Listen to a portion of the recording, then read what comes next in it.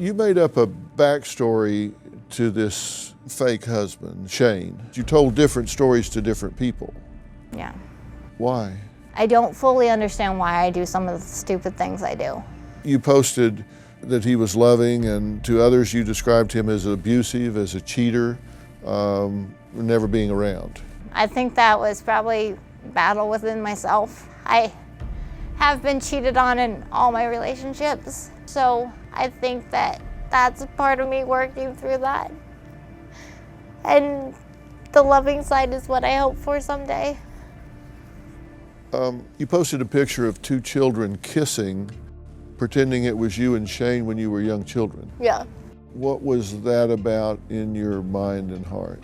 Growing up, there was a little boy, his dad was a water ski racer just like mine was, and everyone always joked that we were gonna be the couple that grew up, and so I had kind of merged the two realities, and people thought that Shane was someone that I had grown up with. You went with the assumption.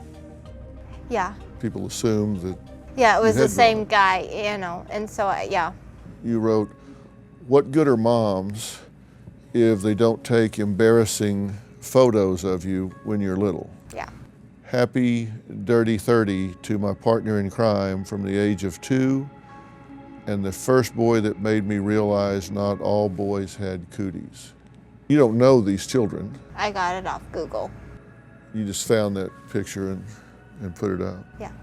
All right, I'm gonna ask you a question that's gonna take some thought. Okay. You faked this firefighter thing, you've been caught, and people look at it and say, why does she do this? Creating people that don't exist, telling stories to get sympathy.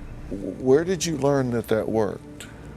I think that maybe the first pregnancy, I don't know that anyone ever figured that one out. When was the first time you faked a pregnancy? I was young. High school? Yeah.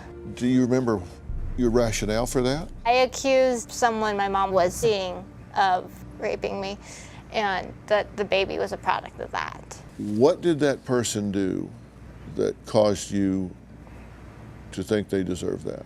He was married. I felt like he was using my mom. You know, that's a real entitled attitude to say, I don't like my mother's choice, so I'm just going to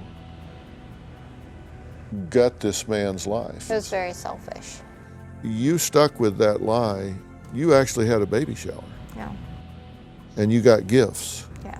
What'd you do with the gifts? I have like stuff I've held on to for when I have kids I would love to use, and I sold a lot of it, or I gave it to friends as gifts when I went to their baby showers. And no baby. How did you explain that? I don't remember exactly what I said, but typically it's usually like a heart condition or a stillborn or something of that nature. This wasn't the only pregnancy that you faked, right? No. Why did you repeat that? It's the attention, it's the feeling cared about. You actually went to the point that you bought a prosthetic baby bump. That's actually not true. Where'd you get it? I made it. It's just folded up blankets. It's not a prosthetic. I know the Orange County Sheriff said that, and I showed them what it was. It's not. That's worse. You actually spent time building one. I mean, if you want to say it took time, I mean, it's literally. I mean, that's a folded up blanket? Yeah. It's blankets on top of blankets. It really is. What made the belly button? It just like wadded up tissue between the two t-shirts. They're just a strip of fabric. They sell it in the maternity section. And I use that. This is the stretchy part that holds it. It's not a prosthetic at all. Well, I think we're playing semantics here. But so you bought a baby band to hold some type of padding. Yes. Yeah.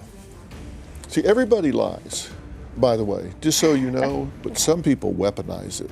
They weaponize it in that they victimize people with it. They use it to gain an advantage, to get something they didn't earn or some other way. You worked as a nanny, right? Yeah. You used the child you cared for to pretend that he was your own.